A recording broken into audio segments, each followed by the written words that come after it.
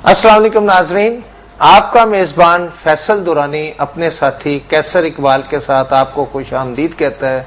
नाजरीन, हमारा आज का प्रोग्राम भी अतायत के हवाले से है कि अताई डॉक्टर जो है किस तरह लोगों को मौत के मुंह में धकेल रहे हैं। इस सिलसिले में हम बात करेंगे। कैसे साहब, ये कल भी हमने इस मौजू पे प्रोग्राम किया था और काफी लोगों ने बाकायदा तौर पर टेलीफोन करके हमें कहा कि हम आपसे लाइव कॉल बात करना चाहते हैं और आपको बहुत सारी इंफॉर्मेशन देना चाहते हैं। ये अताई डॉक्टर जिस तरीके से लोगों को मौत के मुंह में धकेल रहे हैं, इस हवाले से कुछ आप भी नाजरीन को बताइएगा कि इसकी रोकथाम के लिए हुकूमत पंजाब अब तक कामयाब क्यों नहीं हो सकी। बिस्मिल्लाहिर्रहमानिर्रहीम। फैसल साहब, सूरत हाल कुछ इस तरह से है कि हुकूमत पंजाब ने ये बेड़ा 50 साल के बाद उनको एहसास हुआ है कि जो पंजाब में या पूरे पाकिस्तान में अमवात हो रही हैं, गलत इंजेक्शन, गलत मेडिसिन दी जा रही है, उसके बारे में इनको अब आगाही हुई है। यहाँ तक आप अंदाजा कर लें कि जब सेक्रेटरी हेल्थ साहब से बात हुई हमारी, तो उन्होंने ये कहा कि जी हम आपको क्या बताएं, हम उस वक्त मूव करते हैं जब हमारे सर पे डंडा पड़ता है, फिर हम चलते हैं, फिर हम उनका कहने का मतलब ये है कि जब आफत सर पे आ जाती है फिर हम उसके बारे में सोचते हैं। हालांकि सोचना पहले चाहिए, आफत को कंट्रोल करना कोई बड़ी बात नहीं है। हम अशरफुल मखलूकात में से हैं, हमें अल्लाह ताला ने इतनी रहमतें और इतनी नेमतों के साथ नवाजा हुआ है कि अगर हम किसी भी मुश्किल के ऊपर किसी भी काम को प्रॉपर करना चाहें तो वो हो ही नहीं सकता कि वो हो ना। There is nothing impossible, everything is possible if we want to do something. लेकिन मसला यहां पे ये आ जाता है कि अगर हम कुछ करना ही ना चाहें, 100 तरह के बहाने, 100 तरह की परेशानियां, जैसे कि कल भी हमने इस प्रोग्राम में हमने बात की थी कि हजारों की तादाद में लोग जो है वो ये अताई डॉक्टरों की भेंट चढ़ जाते हैं। 30 रुपए 35 रुपए की फीस के आगे ये काम कह रहे हैं। लेकिन मैं एक बात और आपसे शेयर करना चाहता हूं कि अगर लोग अताई डॉक्टरों से बच जाते हैं और उनके पास ना जाएं तो फिर वो कसाई डॉक्टरों के चंगल में फंस जाते हैं। एक तरफ कसाई डॉक्टर है, एक तरफ अताई डॉक्टर है। आप बताएं वो अताई डॉक्टर से बचेगा, कसाई डॉक्टर के पास फंस जाएगा। ये बड़ी अच्छी बात आपने की है कि एक तरफ अताई है और एक तरफ कसाई है। मसला ये है कि इसमें कोई शक नहीं है, हमारे यहाँ कसाईयों में और अताइयों में फर्क वाकई कोई नहीं रह गया। जो हमारे कसाई हैं वो क्या कुछ कर रहे हैं, बगैर किसी बात के, बगैर किसी नोटिस के, बगैर किसी चीज के घरों में बकरे हलाल करके वो गोश्त जो कि बीमार जानवरों का है वो हम लोगों को खिलाया जा रहा है। इसी तरीके से अताई भी वही कुछ कर रहे हैं। अताई डॉक्टर्स जो हैं उनके पास ना किसी किस्म की सनत है, ना किसी किस्म का कोई ऐसा इख्तियार है कि वो किसी आम आदमी को, यहां तक देखें कि ये कैसे जालिम लोग हैं कि ये सिर्फ अपने 50 रुपए कमाने के लिए एक मासूम बच्चे को इंजेक्शन लगा देते हैं और वो इंजेक्शन रिएक्ट करता है। जब वो रिएक्ट करता है तो बच्चा मर जाता है। देखें, अपना असल बात यह है कि कैसर साहब यहाँ पर ड्रग टेस्टिंग लेबॉर्ट्री है जो कि मुख्तलिफ किस्म की मेडिसिन को चेक करती है। फैसल भाई हमारे साथ डॉक्टर मुनीर है, ईडीओ हेल्थ, हम उनसे बात करेंगे। अस्सलाम वालेकुम जी। गालबन लाइट कट गई है, हम इनसे मुझे लग रहा है कि शायद उन्होंने लाइन खुद ही काट दी है। नहीं, इंशाल्लाह मैं उम्मीद करता हूं, क्योंकि कल हमने सेक्रेटरी हेल्थ से बात करने की कोशिश की थी, लेकिन उन्होंने पहले फोन बिजी चलता रहा, फिर उसके बाद जो है उन्होंने फोन ही बंद कर दिया। ये मामला जब उनको पता चल जाता है कि उनसे कोई इस किस्म का सवाल पूछे। देखिए, बात यह है कि हमेशा वो शख्स घबराता है जिसमें कोई खोट होता है। सही बात, जिसमें कोई एक ऐसा आंसर अंदर छुपा होता है कि उनको पता होता है कि हमारे मुंह से ऐसी कोई बात ना निकल जाए, हमारी चोरी ना पकड़ी जाए। जी, एक लाइव कॉल है फैसल भाई, हम उससे बात करेंगे। जी अस्सलाम वालेकुम जी। जी वालेकुम अस्सलाम, कैसे साहब, क्या हाल है? अल्लाह का शुक्र है जी। कौन सा बात कर रहे हैं और कहां से बात कर रहे हैं? जी मैं लियाकत हुसैन बात कर रहा हूँ गुजरात से। जी जी लियाकत साहब, मेरा सवाल ये है कि जो देहात में अताई डॉक्टर हैं जी, अगर आप वहाँ उनको बैन करेंगे तो आया क्या कोई एमबीबीएस वहाँ पे जाके काम प्रैक्टिस करेगा? اچھا لیاقت صاحب، صورتحال کچھ اس طرح سے ہے کہ اس حوالے سے جو لا ہے، جو میڈیکل کے حوالے سے یہ جو قانون اور لا کی جو بات ہے وہ یہ ہے کہ اگر کوئی رورل ایریا ہے جہاں پر دور دور تک آپ کو MBBS ڈاکٹر موجود نہیں ہے، تو وہاں پر کسی بھی ڈسپینسر کو چھوٹا موٹا جو مسئلہ ہوتا ہے جس کے حوالے سے، جیسے کوئی سر درد ہے یا فلو ہے، نزلہ زکام ہے، اس طرح کا کوئی پرابلم ہے، تو وہ بندہ وہاں پر کام کرنے کا اختیار رکھتا ہے، لیکن اس حد تک نہیں، جسٹ لائک فرسٹ ایڈ کی حد تک وہ کام کر سکتا ہے. اور اگر فرسٹ ایڈ سے بات بڑھتی ہے تو آف کورس کہ آپ کے پاس اتنے لوازمات تو ہیں. اس وقت کوئی بھی ایسا رورل ایریا نہیں ہے جہاں پر کوئی ایسا گاؤں نہیں جہاں پر کنوینس موجود نہ ہو، آنے جانے کے سہولیات میسر نہ ہو. یہ بات صرف رورل ایریا کے ان لوگوں کے لیے ہے جو گاؤں ہیں، دور دراز کے گاؤں ہیں، وہاں پر جو ہے وہ اس طرح کا جو کمپاؤنڈر ہے یا جس نے DHMS کیا ہوا ہے، وہ بندہ جو ہے وہاں پر یہ کام کر سکتا ہے، اس کا وہ مجاز ہے. لیکن اس حد تک، جس حد تک نہ تو وہ انجیکشن لگانے کا مجاز ہے، نہ ہی وہ کوئی ایسی بات پرسکرائب کر سکتا ہے جو کہ ایک ڈاکٹر کی حیثیت میں آتی ہو. یہ ہے اس کی صورتحال رورل ایریا کے حوالے سے. جی لیاقت صاحب، آیا کہ ہیلتھ ڈپارٹمنٹ کی طرف سے کچھ ایسا نوٹیفکیشن یا کچھ ایسا کچھ انہوں نے کچھ ایشو کیا ہے کہ آیا کہ اس حد تک یہ کر سکتے ہیں؟ نہیں، یہ ہیلتھ ڈپارٹمنٹ کی طرف سے نوٹیفکیشن نہیں ہے. یہ جو قانون ہے نا جس کے اوپر ہم بات کر رہے ہیں، عطائیت کے حوالے سے، عطائی ڈاکٹروں کے حوالے سے، یا ہیلتھ ڈپارٹمنٹ کا جو رول ہے غلط میڈیسن اور غلط ڈاکٹروں کو یا غلط کلینکس جو ہیں ان کو سیل کرنے کے حوالے سے ایک قانون ہے. لیکن یہ 50 سالہ پرانا قانون ہے جس کے اوپر آج تک یہ کام ہو رہا ہے، اور اسی میں یہ بھی باتیں ہیں کہ کچھ سہولتیں جو ہیں وہ اس لیے مہیا کی گئی ہیں ہیلتھ ڈپارٹمنٹ کی طرف سے، قانون کی طرف سے، کہ وہ لوگ جو ہیں جو کہ دور دراز کے علاقے جہاں پر MBBS ڈاکٹر موجود نہیں ہے، حالانکہ ہونا تو یہ چاہیے کہ ہر گاؤں میں، یہ گورنمنٹ کی ایک ڈیوٹی بنتی ہے کہ وہ ہر گاؤں میں MBBS ڈاکٹر جو ہے وہ مہیا کرے.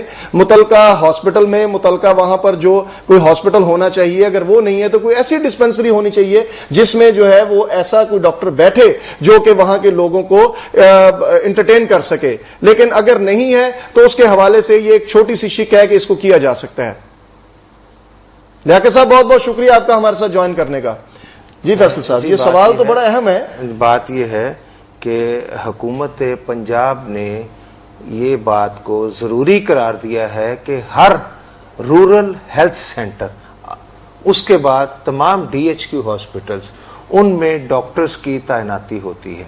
اور جو یہ صاف فرما رہے ہیں کہ MBBS ڈاکٹر وہاں پر نہیں ہوتے، MBBS ڈاکٹر باقاعدہ طور پہ کوئی بھی پنجاب میں ایسا رورل ہیلتھ سینٹر نہیں ہے جہاں پر رورل ہیلتھ سینٹر بن ہی نہیں سکتا جب تک وہاں پر MBBS ڈاکٹر کی پوسٹ کریٹ نہ ہو.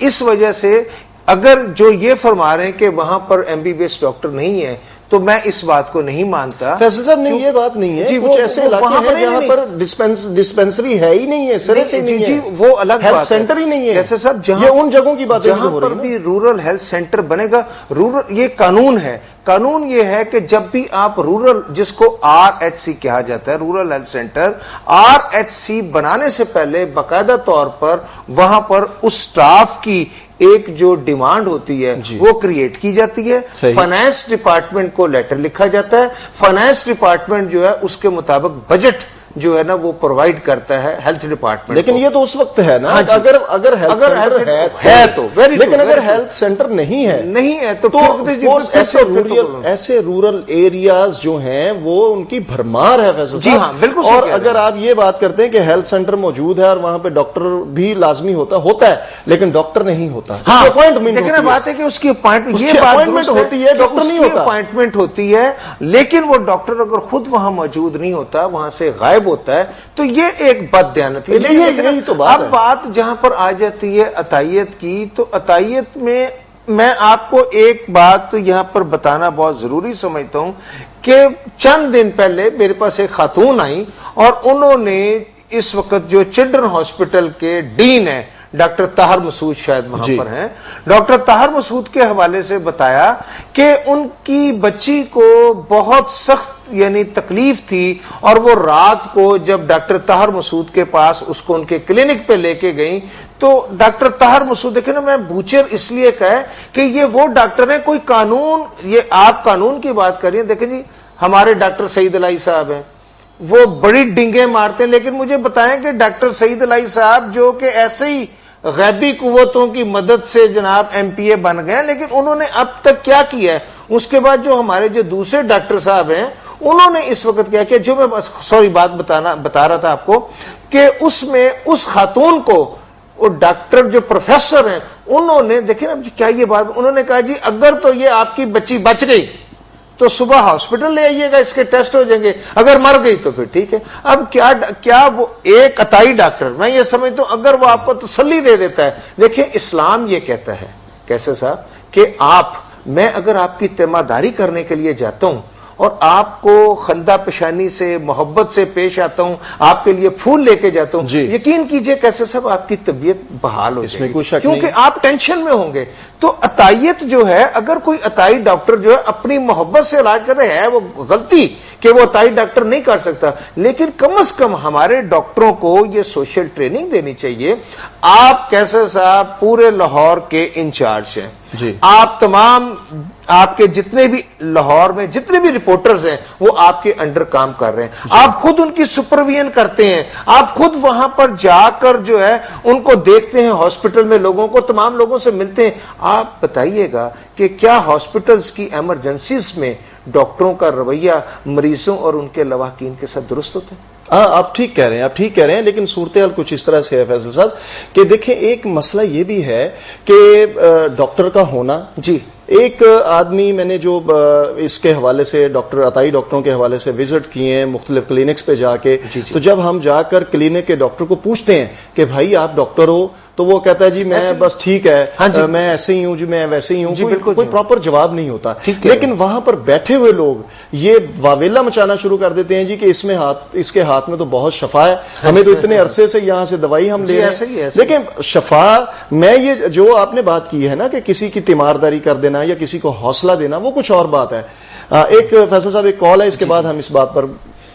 السلام علیکم جی, غالباً لائن کٹ گئی. جی آپ اچھا, بات یہ ہو رہی ہے کہ حوصلہ کسی کو دینا کچھ اور بات ہے. میں نے پہلے بھی کہا ہے کہ فرسٹ ایڈ کی حد تک آپ کسی کو بھی کوئی بھی میڈیسن ایسی جو کہ فرسٹ ایڈ کی حد تک جاتی ہے جس کے بارے میں آپ کے پاس نالج ہے جس کے بارے میں وہ آپ فرسٹ ایڈ دے سکتے ہیں, لیکن آپ پراپر ڈاکٹر کے پاس جائیں. اب عطائی ڈاکٹر کا کسی بندے کا علاج کرنے کا مطلب یہ تو نہیں ہے کہ وہ ڈاکٹر ہو جاتا ہے. اگر اس کی دوائی سے کسی کو آرام آ رہا ہے تو اس کا مطلب یہ تو نہیں ہے کہ وہ ڈاکٹر ہے. کیسے صاحب most of the people not even in Lahore all over the Pakistan. جی بات فیصل صاحب ایک کال ہے. السلام علیکم جی. وعلیکم السلام جی, کون سا بات کریں گے اور کہاں سے؟ میں جی سر لاہور سے بات کر رہا ہوں.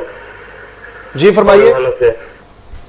جی فرمائیں. جی یہ سروس ہاسپٹل میں میری والدہ کو نا ڈینگی ہوا تھا. جی میری والدہ کو نا ڈینگی ہوا تھا, تو سروس ہاسپٹل میں گئے ہیں, لیڈی ڈاکٹروں نے اچھا برتاؤ نہیں کیا, وہاں کا رویہ کچھ ٹھیک نہیں تھا, پیشنٹ کو اچھے طریقے سے وہ ہینڈل نہیں کرتے. جی بہت پریشانی کا سامنا کرنا پڑا. اچھا, ہمارا یہ آج کا پروگرام جو ہے وہ عطائی ڈاکٹروں کے حوالے سے, آپ کیا سمجھتے ہیں کہ کبھی آپ بھی ایسے ڈاکٹر کے پاس گئے ہیں جو کہ MBBS ڈاکٹر نہیں ہے, اس کا رویہ کیسا ہوتا ہے؟ ان کا بھی یہی ہوتا ہے. پہلے یہاں پہ ہم نے کافی چیک اپ کروایا ہے, وہ جی دوائیوں پہ دوائیں, پیسے ہمارے بہت زیادہ لگے ہیں, ٹھیک ہے, تو اس کے بعد انہوں نے کہا جی انہیں ہاسپٹل لے دیں. جی بہت بہت شکریہ آپ کا.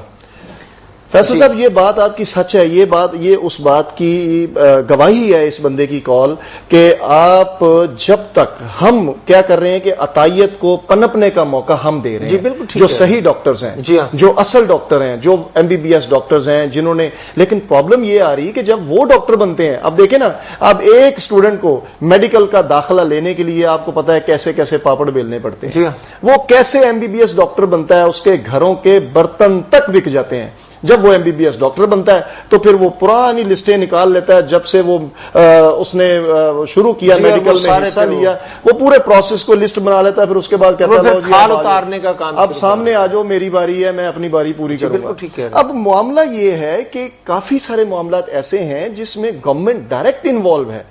گورنمنٹ کو چاہیے کہ میں نے پہلے بھی پچھلے پروگرام میں یہ بھی کہا تھا کہ عطائی ڈاکٹروں کے اوپر اچانک دھاوا بول دینا اور ان سے بات کرنا. یہ ڈاکٹر زاہد ہیں ہمارے ساتھ, MS ہیں میو ہاسپٹل کے, ہم ان سے بات کریں گے. السلام علیکم جی ڈاکٹر صاحب.